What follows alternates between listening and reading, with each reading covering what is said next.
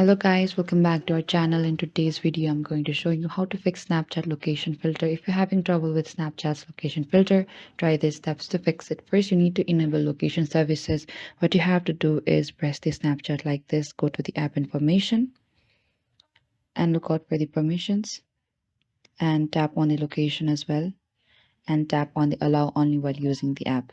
And after that, or you could also try updating your Snapchat, go to the Play Store and in the top there's a search bar, tap there and look out for the Snapchat app and open it and ensure that you have the latest version of the Snapchat installed on your device. Updates often include bug fixes and improvements as well. And if none of the above steps work, you could try uninstalling and reinstalling the Snapchat app. This can help resolve any software related issues as well.